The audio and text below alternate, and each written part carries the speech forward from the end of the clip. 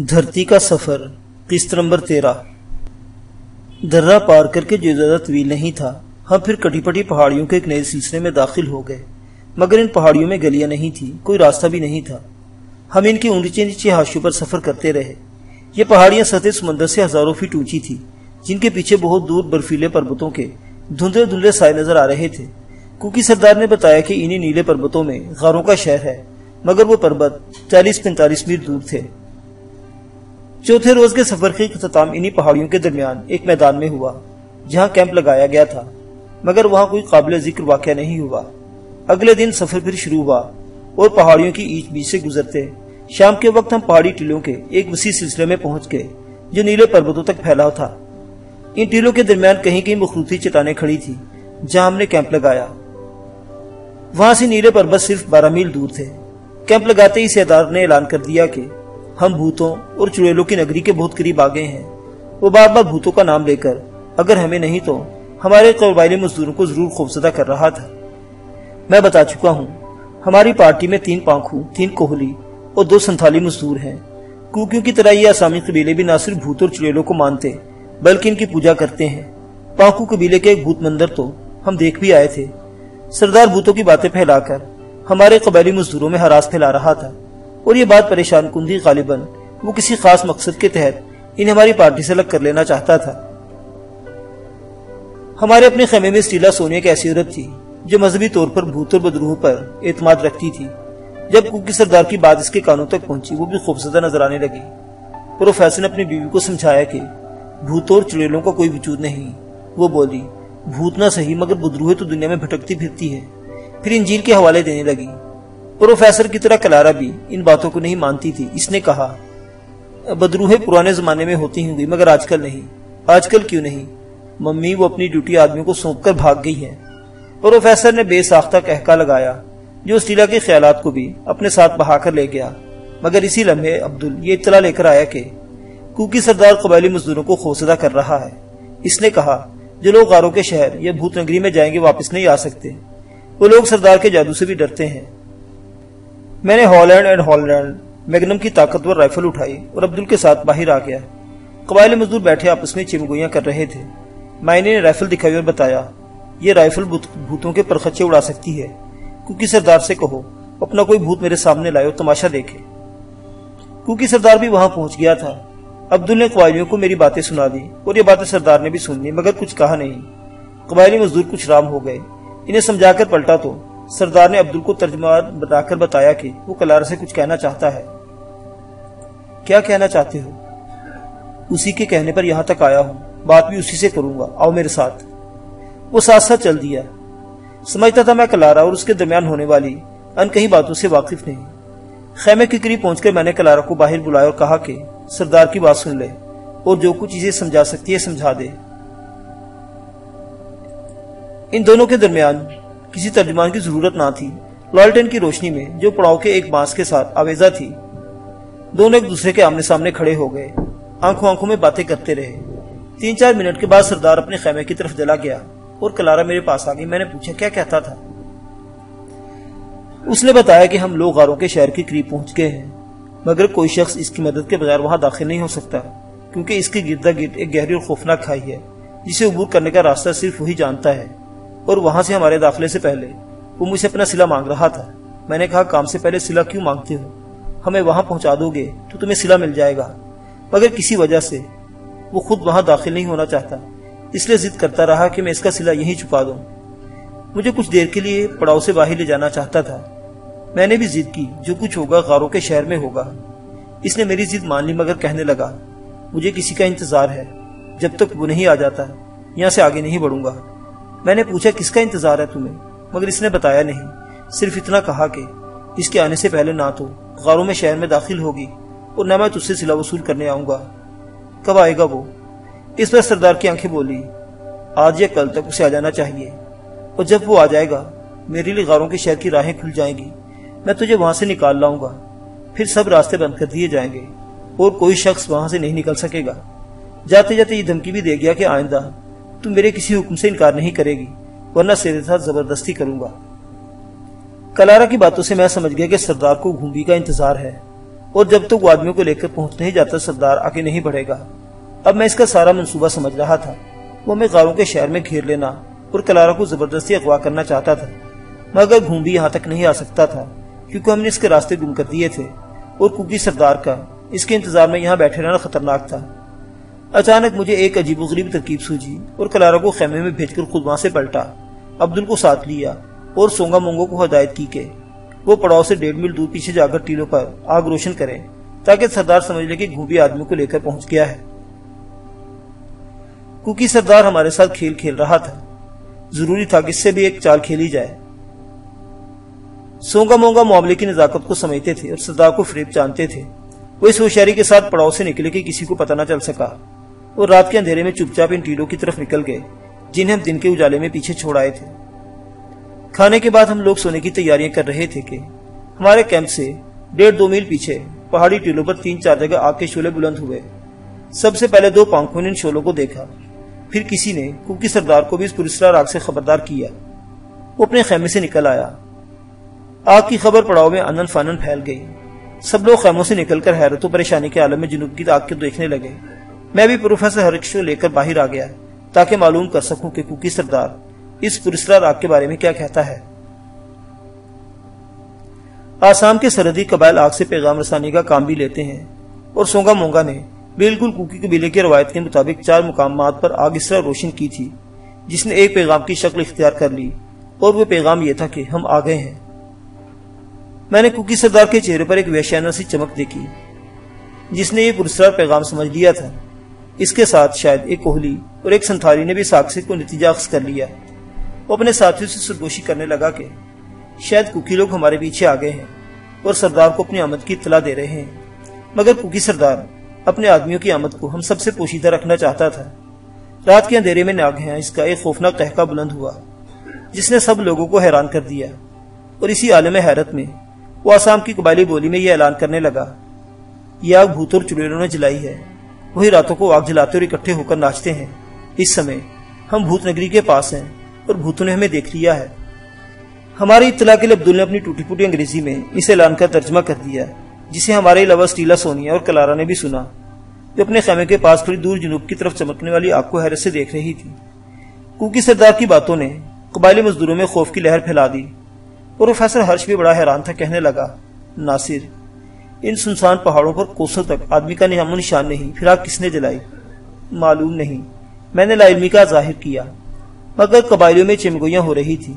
ایک سنتھالی نے کہا، یہ تو کسی قبیلے کی آگ ہے۔ کوکی سردار نے پلٹ کر اسے جھڑک دیا، جاؤ جاؤ اپنے تمبو میں جاؤ، اگر بھوت بگڑ گئے تو جلا کر راکھ کر دیں گے۔ خوفزدہ قبائلی اپنی چھولداریوں کی طرف کھسکنے لگے۔ پروفیسر اور جم بھی پریشان تھے کہ آگ خود بخود تو نہیں جل سکتی، آخر کس نے جلائی؟ وہ اپنے عقب میں کوئی انسانی خطرہ محسوس کر رہے تھے۔ پروفیسر نے تجویز پیش کی، ہمیں خود چل کر دیکھنا چاہیے، اس آگ کے پیچھے کون ہے؟ نہ جانے کس طرح سردار کو اس کے ارادے کا پتہ چل گیا۔ اس نے عبدل کی معرفت جواب دیا، بھوتوں کو چھیڑو گے تو یہیں صفایا کر دیں گے۔ وہ نہیں چاہتا تھا ہم آگ کی تحقیق کرنے جائیں، اسے خدشہ تھا کہ اس طرح ہمارے تاکو کا بھید کھل جائے گا۔ قبائلیوں کے ساتھ وہ خود بھی اپنے خیمے کی طرف پلٹا۔ میں نے اپنے جرمن دوست کو مشورہ دیا، ہمیں سردار کی بات مان لینی چاہیے، ویسے بھی بھوت ہمارا کچھ نہیں بگاڑ سکتے، آؤ خیمے میں چلیں۔ مبادل نخواستہ خیمے کی طرف ہو لیا۔ میں نے بودھی جم اور عبدل کو بلا کر ہدایت کی کہ آج رات کوکی سردار کے پڑاؤ سے باہر نہیں نکلنا چاہیے، اس کی کڑی نگرانی کرو۔ میرا خیال تھا کہ کسی وقت چوری چھپے پڑاؤ سے نکلے گا اور یہ سمجھ کر کے گھومبی آدمیوں کو لے کر آ گیا ہے، اس سے رابطہ پیدا کرنے کی کوشش کرے گا۔ یہ کوشش ہمارے نقصان دہ ہو سکتی تھی کیونکہ آگ تو سونگا مونگا نے جلائی تھی۔ میں چاہتا تھا وہ بھی یہی سمجھتا رہے کہ گھومبی آ گیا ہے، لیکن اس سے ملنے کی کوشش نہ کرے۔ پراسرار آگ کی وجہ سے کیمپ میں افراتفری اور پریشانی کی جو کیفیت پیدا ہوئی تھی، اس میں کسی نے سونگا مونگا کی طرف دھیان ہی نہیں دیا کہ وہ کہاں ہے۔ نگرانی کی ہدایت دے کر میں بھی خیمے میں آ گیا۔ یہاں پروفیسر اور سٹیلا پراسرار آگ پر اپنے رابطہ خیال کا اظہار کر رہے تھے اور کلارا بستر میں بیٹھے چپ چاپ ان کی باتیں سن رہی تھی۔ میں اس کے پاس جا کر بیٹھا، سٹیلا کہنے لگی، میں خطرہ محسوس کر رہی ہوں۔ کیسا خطرہ؟ میں نے سوال کیا۔ تم لوگ بدروح کو نہیں مانتے، مگر آگ اور کون چلا سکتا ہے؟ اب ضروری تھا میں اس حقیقت سے آگاہ کر دوں، کیونکہ کوکی سردار کے کان اتنے لمبے نہیں تھے کہ میری آواز سن سکتے۔ جن بدروحوں نے آگ جلائی، انہیں میں نے آگ روشن کرنے کا حکم دیا تھا۔ اسٹیلا سونیا دنگ رہ گئی.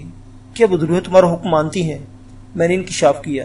وہ بدروہیں سونگا مونگا ہے جنہیں خاص مقصد کے تحت آگ جلانے کے لیے 1.5-2 میل پیچھے بھیجا تھا. اسٹیلا کی حیرت اور پروفیسر کی دلچسپی بڑھی. میں نے انہیں سردار کی شرح سے آگاہ کیا. سرخ دھچیوں کے ذریعے راستے کی نشاندہی کرنے کا ماجرا سنایا جنہیں بودھی اپنے تھیلے میں جمع کر کے لایا تھا. یہ بھی بتایا کہ اس وادی میں بھی جہاں ہم نے یاک کا شکار کیا سردار کو اپنے نائب گھومبی کا انتظار تھا اور اسی لیے ایک روز مزید رکنے پر اصرار کرتا تھا. اب وہ یہاں مزید اس لیے ٹھہرنا چاہتا ہے کہ گھومبی آدمی کو لے کر آ جائے اور کہیں نہ کہیں ہمیں گھیر لے. میں نے اس کے ساتھ ڈرامہ کھیلا اور عقب میں آگ روشن کر کے اسے یہ باور کرا دیا کہ گھومبی پہنچ گیا ہے. اب وہ روانگی میں دیر نہیں لگائے گا. یہ بھی بتایا کہ بودھی جیم اور عبدل کو سردار کی نگرانی پر چھوڑایا ہوں تاکہ وہ کیمپ سے نکلنے کی کوشش نہ کرے اور سونگا مونگا بھی آ کر اس نگرانی میں شامل ہو جائیں گے. اسٹیلا کی حیرت بشاشت میں تبدیل ہو گئی. پروفیسر ہرش میری کارکردگی پر حیران رہ گیا اور کلارا بڑے پیار سے میرے کندھے پر بازو پھیلا کر باپ سے مخاطب ہوئی. ڈیڈ، میں نے کہا تھا نا، پارٹی کا لیڈر ناصر کو ہونا چاہیے. باپ نے بیٹی کی تائید کی کہ میں بہت اچھا لیڈر ہوں. اسٹیلا سونیا بھی اس بات پر بہت خوش تھی کہ میں صرف کلارا کا نہیں بلکہ پورے قبیلے کا، پورے قافلے کا محافظ ثابت ہوا ہوں. پھر دونوں میاں بیوی لمبی تان کر سو گئے. ادھر ہماری سرگوشیاں شروع ہو گئی. کلارا پہلے سے کہیں زیادہ مطمئن تھی اور اس کا ہر سانس مجھے محبت کی دعوت دے رہا تھا. اب میں اس سے پیار کرتا ہوں تو میرے دل و دماغ کے درمیان کوئی کشمکش نہیں ہوتی، کیونکہ کشمکش اس وقت ہوتی ہے جب آدمی کسی دوسرے کو یا اپنے آپ کو دھوکہ دیتا ہے. مگر میں محسوس کرنے لگا ہوں کہ کلارا جیسی خوبصورت لڑکیاں صرف پیار کرنے کے لیے پیدا ہوتی ہیں. دوسری صبح میں طلوع آفتاب کے ساتھ ہی خیمے سے نکل آیا تاکہ جلد روانگی کا انتظام کر سکوں. بودھی نے بتایا رات کو کہ سردار نے 2-3 بار اپنے خیمے سے نکلنے کی کوشش کی، لیکن کبھی اسے اور کبھی جیم کو دیکھ کر ٹھٹک گیا. میں نے عبدل کو تاکید کی ناشتہ جلد کر لیا جائے کیونکہ منزل ہمارے سامنے ہے اور ہمیں دوپہر تک وہاں پہنچنا ہے. کیونکہ سردار سے بھی ملاقات ہو گئی. وہ خوش بھی تھا اور بے چین بھی. بے چین شاید اس لیے کہ رات اسے کیمپ سے نکلنے کا موقع نہیں مل سکا. مجھے اس بات پر حیرت ہوئی کہ وہ خود سفر کے لیے جلدی کر رہا اور عبدل کو بتا رہا تھا کہ آج کا سفر کا آخری دن ہے، اگر دیر ہوگی تو کھائی عبور کرنا مشکل ہو جائے گا. عبدل نے ناشتے میں جلدی کرائی اور اس سے فارغ ہوتے ہی سردار نے روانگی کا سینگ پھونک کر جانے کا سگنل دے دیا. سینگ کی آواز ہم نے پہلی بار سنی. غالباً وہ سینگ پھونک کر اپنے خیال کے مطابق گھومبی کو کوئی پیغام دے رہا تھا، لیکن گھومبی اور اس کے آدمی کہاں تھے یہ کوئی بھی نہیں جانتا تھا. میں نے سردار کو مطمئن پایا. اس اطمینان کی وجہ غالباً یہی تھی کہ اسے اپنے منصوبے کی کامیابی پر یقین تھا اور مجھے اس بات پر اعتماد تھا کہ قدرت اس کے خلاف ہماری مدد کر رہی ہے. وہ قافلے کو لے کر نیلے پربتوں کی طرف چل پڑا. اب غاروں کا شہر صرف 10-12 میل دور تھا. ہمیں ڈاک بنگلے سے نکلے 7 اور کوکی بستی سے روانہ ہوئے 6 روز تھا. یوں ہر دن زندگی میں شمار ہوتا ہے، لیکن سفر کے یہ دن بڑے عجیب و غریب اور کٹھن تھے. اطمینان صرف اس بات کا تھا کہ ہم اپنے تعاقب کا خطرہ بہت پیچھے چھوڑ آئے ہیں اور اگر مقابلہ ہوا تو تنہا سردار سے ہوگا. منزل پر پہنچنے کی خوشی میں 6 روز سفر کی رفتار تیز تھی. پھر بھی 10-12 میل کا فاصلہ دوپہر سے پہلے طے نہ ہو سکا. جو پربت ہمیں دور سے نیلے نظر آ رہے تھے وہ بتدریج سبزی مائل ہوتے چلے گئے کیونکہ ان کی ڈھلانوں پر سرسبز جنگل آباد تھے. ہم کچھوے کی کھوپڑیوں کی مانند ابھرے ہوئے کبڑے اور اونچے نیچے ٹیلوں کے درمیان سفر کرتے آخر کار ایک طویل پشتے پر پہنچ گئے جو موٹی لکیر کی طرح ٹیلوں اور سبز پربتوں کے درمیان حائل تھا. اس پشتے سے پرلی طرف صرف 2-2.5 میل دور وہ عجیب و غریب پہاڑی سلسلہ تھا جس کی کشش ہمیں یہاں تک کھینچ لائی تھی. سردار کے پیچھے پیچھے جب ہم لوگ اس پشتے پر پہنچے تو یہ دیکھ کر دم بخود رہ گئے کہ شرقاً غرباً پھیلا ہوا طویل پشتہ دراصل ایک ہوگناک کھائی یا خندق کا کنارہ تھا جو کم و بیش 250-300 فٹ گہری اور وادی کے 2 حصوں میں کاٹتی ہوئی گزرتی تھی. دراصل وہ ایک قدرتی دراڑ تھی جو کہیں 100 فٹ کہیں 150 فٹ چوڑی اور اس پر پہاڑی سلسلے کے گرد ایک محیب اور ناقابل عبور خندق کی طرح پھیلی ہوئی تھی جہاں ہمیں جانا تھا. کیونکہ سردار نے یہ سفر اس شرط پر کیا تھا کہ وہ خود غاروں کے شہر میں داخل نہیں ہوگا بلکہ خندق ہی سے اس کا راستہ دکھا کر لوٹ جائے گا. میں سمجھتا تھا وہ کسی نامعلوم خطرے یا اپنی کسی چال کے مطابق خندق کے اس پار نہیں جانا چاہتا، ورنہ کوئی بھی خندق ہو اسے عبور کرنا مشکل نہیں. لیکن اب معلوم ہوا کہ ایسی عمیق ترین اور بھیانک خندق سے گزرنا گویا زندگی سے گزرنے والی بات ہے. اس کی گہرائی دیکھ کر ہول آتا تھا اور جہاں تک نظر کام کرتی تھی اس محیب دراڑ میں اترنے یا باہر نکلنے کا کوئی راستہ دکھائی نہ دیتا تھا. موت کی اس چوڑی طویل گہری اور اندھی کھائی کو دیکھ کر ہم نقشے حیرت بن گئے. اور خوف کی ایک عجیب سی لہر ہمارے جسموں میں تھر تھرانے لگی۔ میرے نزدیک یہ خنجر بجائے خدے کا جوبہ تھی۔ اچانک کوکی سردار کچھ کہنے لگا۔ جو کچھ اس نے کہا وہ عبدل کی زبان میں یوں تھا: یہی وہ خندق ہے جس نے غاروں کے شہر کو ہماری دھرتی سے الگ کر دیا ہے، اور اپنے قول کے مطابق میں تمہیں اس میں اترنے کا راستہ دکھا کر لوٹ جاؤں گا، کیونکہ کھائی کے اس پر موت کے سوا اور کچھ نہیں، اور جو کوئی اس دنیا میں جاتا ہے لوٹ کر نہیں آتا۔ اب تو وہ بھوت نگری ہے۔ تم کوکی سردار کی آخری بات سن لو، بھوت تمہیں زندہ نہیں چھوڑیں گے۔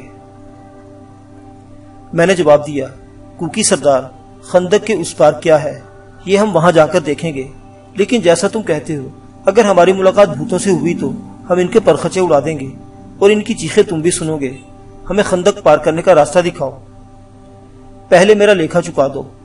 کوکی سردار کو 100 روپے پیشگی ادا کر دیے گئے تھے۔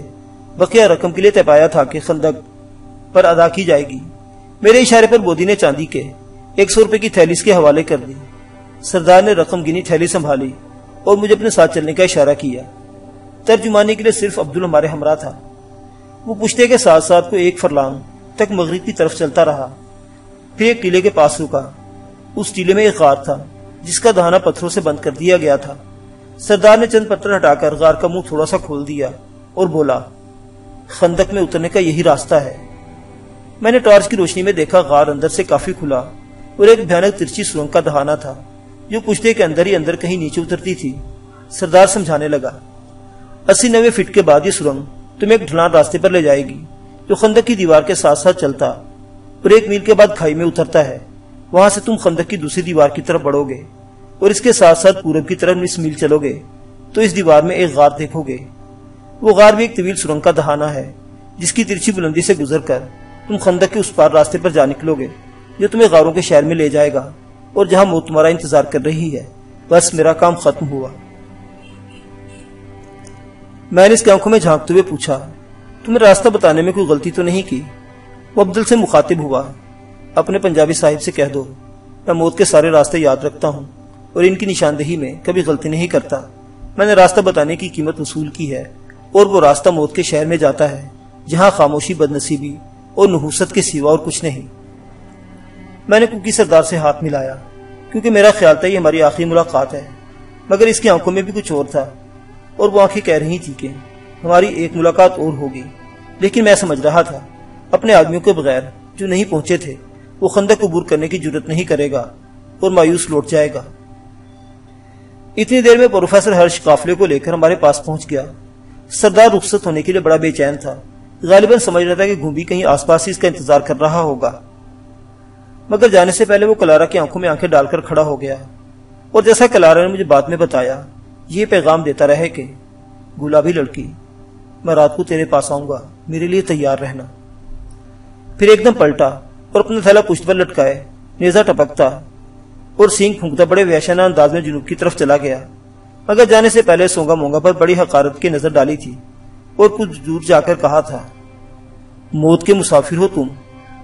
پھر کوکی سردار کی کوئی آواز نہ آئی اور وہ ایک ٹیلے کی اوٹ میں ہماری نظروں سے اوجھل ہو گیا۔ میرے اشارے پر سونگا مونگا نے آگے بڑھ کر غار کے دہانے سے سارے پتھر ہٹا دیے۔ بہت بڑا غار تھا۔ میں پروفیسر ہرش کو سرنگ کے راستے خندق میں اترنے کی ترکیب و تفصیل بتانے لگا، پھر اللہ کا نام لے کر غار میں داخل ہوا اور ٹارچ کی روشنی میں ڈھلان سرنگ میں اترنے لگا۔ کلارا بھاگ کر پیچھے آئی اور میرا ہاتھ پکڑ لیا۔ ایک ایک کر کے سب لوگ سرنگ میں داخل ہو گئے۔ قبائلی مزدوروں نے گھوڑوں اور خچروں کی لگامیں تھام رکھی تھیں تاکہ کہیں کوئی بدک نہ جائے۔ بودی شاٹ گن اٹھائے سب سے پیچھے تھا۔ سرنگ اتنی چوڑی، اس کی ڈھلان ایسی تھی کہ جانور بآسانی چلتے اور نیچے اترتے رہے۔ پھر جو گھوڑے اور خچر لے کر ہم آئے وہ خطرناک پہاڑی راستوں پر سفر کرنے کے عادی ہیں، اس لیے سرنگ میں عبور کرنے میں کوئی مشکل پیش نہ آئی۔ البتہ سرنگ سے نکل کر جب ہم کھلی پٹی پر آئے جو خندق کی اونچی محیط دیوار کے ساتھ ساتھ ایک پگڈنڈی کی طرح واقع تھی تو جانوروں نے خطرہ محسوس کیا۔ اس پٹی یا پگڈنڈی کی ڈھلان تو معمولی تھی لیکن 6-7 فٹ سے زیادہ چوڑی نہیں تھی اور کہیں کہیں تو اس کی چوڑائی صرف 3-4 فٹ رہ گئی تھی جس پر آدمی سنبھل کر قدم رکھتے اور جانور بار بار کنوتیاں بدلتے تھے۔ کیونکہ سردار کے بقول ہمیں خندق کی دیوار کے ساتھ ساتھ اس پگڈنڈی پر 1 میل ڈھلان کا سفر کرنا تھا، مگر میرے اندازے کے مطابق وہ راستہ 1.5 میل سے کم نہ تھا۔ 1.5 میل کی تیرچھی پگڈنڈی عبور کر کے ہم خندق میں داخل ہوئے اور اوپر نظر اٹھائی تو اس کی اڑائی 300 فٹ اونچی دیواروں کے درمیان آسمان ایک نیلی پٹی کی طرح دکھائی دیا۔ دن کی روشنی میں وہاں عجیب سی تاریکی تھی، جیسے گہرے کنویں میں ہوتی ہے۔ وہ عظیم اور محیط دراڑ جو میلوں لمبی تھی عجائبات قدرت کا ایک نمونہ تھی، مگر اس میں چلتے ہوئے عجیب سا خوف اور ہول محسوس ہوتا تھا، جیسے وہ کسی زیر زمین قید خانے کی ایسی بھیانک گلی ہو جس سے کوئی قیدی باہر نہیں نکل سکتا۔ خندق میں اترتے ہی ہم اس کی شمالی دیوار کی طرف ہو لیے اور اس کے ساتھ مشرق کی طرف چلنے لگے۔ خندق گرد و غبار اور چھوٹے موٹے پتھروں سے اٹی ہوئی تھی۔ اس میں اترتے ہی ہم سب پر ایک ایسی خاموشی طاری ہو گئی جسے خوف کے سوا اور کوئی نام نہیں دیا جا سکتا۔ قدرت کی ہیبت نے گویا ہمارے ہونٹوں پر مہر سکوت لگا دی۔ سٹیلا سونی اور کلارا صنائے کائنات کے عظمت و جبروت پر حیران و دم بخود تھی، اور گریٹ ہمالیہ کا یہ ہولناک نظارہ انہیں ہراساں کیے دے رہا تھا۔ اس خوف انگیز سکوت کو توڑنے کے لیے جس نے سب کی زبانیں گم کر دی تھی، میں اپنے ساتھیوں سے اونچی آواز میں باتیں کرنے لگا، کیونکہ سکوت میرے نزدیک موت اور آواز زندگی کی علامت ہے۔ میری آواز کے ساتھ پارٹی میں زندگی کی لہر سرسر آئی، ورنہ اس سے بیشتر یوں محسوس ہو رہا تھا جیسے مردوں کا کوئی قافلہ عالم برزخ کی کسی گہری سرنگ میں سفر کر رہا ہو۔ احساس خوف کو دور کرنے کے لیے اگرچہ ہم بولنے لگے تھے، مگر اس 350 فٹ گہری اور موت کی اس محیط خندق میں اپنی آوازیں کچھ اجنبی سی لگ رہی تھی۔ البتہ یہ ضرور محسوس ہو رہا تھا کہ ہم لوگ ابھی زندہ ہیں۔ شمالی دیوار کے ساتھ ساتھ قریباً 1.25 میل کا سفر طے کرنے کے بعد وہ غار مل گیا جس کا کوکی سردار نے پتہ دیا تھا۔ غار کسی پراسرار عمارت کا دہانہ یا دروازہ معلوم ہوتا تھا، اور وہ پراسرار عمارت ایک طویل سرنگ تھی جو ترچھے خم کے ساتھ اوپر جاتی تھی۔ سرنگ بے شک قدرتی تھی، لیکن اس کے کھوکھلے پیٹ کو توڑ کر راستہ بنانے میں یقیناً انسانی ہاتھوں کا دخل تھا۔ ٹارچ کی روشنی میں میرے ساتھ پروفیسر ہرش بھی بڑے غور سے اس کی دیواروں اوپر جاتے ہوئے راستے کا مشاہدہ کیا، اور ہم دونوں اس نتیجے پر پہنچے کہ پتھر کاٹ کر سرنگ کو کشادہ کیا گیا ہے تاکہ آمد و رفت میں آسانی رہے۔ ڈھلان راستے میں جگہ جگہ ایسے ابھار نظر آئے جو اوپر سے نیچے یا نیچے سے اوپر جانے والوں کو لڑکنے یا گرنے سے بچاتے تھے۔ یہ ایک حیرت انگیز دریافت تھی جس سے معلوم ہوتا تھا یہ پہاڑ کسی زمانے میں انسانوں کا مسکن رہے، مگر جانے وہ لوگ انسانوں کی کون سی نسل سے تعلق رکھتے تھے۔ سرنگ کافی طویل اور خندق کی طرح محیط کی دیوار کے کھوکھلے سینے میں اندر ہی اندر اوپر تک چلی گئی تھی۔ قدم قدم پر اوپر چڑھتے آخر سرنگ سے نکل کر ہم اس پٹی پر آ گئے جو خندق کی دیوار کے حاشیے پر ڈھلان راستے کی شکل اختیار کر گئی اور میل سوا میل کے بعد اوپر وادی میں پہنچی تھی۔ ان کٹھن راستوں پر سفر کرتے یوں محسوس ہوتا تھا جیسے ہماری لباس تو بے شک جدید ہیں، مگر ہم ہزاروں برس قدیم دنیا میں سفر کر رہے ہیں۔ یہ خطرناک سفر جو خندق کے جنوبی کنارے کی سرنگ سے شروع ہوا تھا، اس کی شمالی دیوار پر اس وقت ختم ہوا جب سورج مغرب کی برف پوش چوٹیوں کے پیچھے چھپ رہا تھا۔ اس طرح 9 مئی سن 1914 کی شام کو ہم نے اس وادی میں قدم رکھا جہاں کسی زمانے میں غاروں کا شہر آباد تھا۔ معزز سامعین حضرات، باقی واقعات اگلی قسط میں۔ دیکھتے رہیے ناولستان، اسلامی اور تاریخی کہانیوں کا مرکز۔ اللہ حافظ۔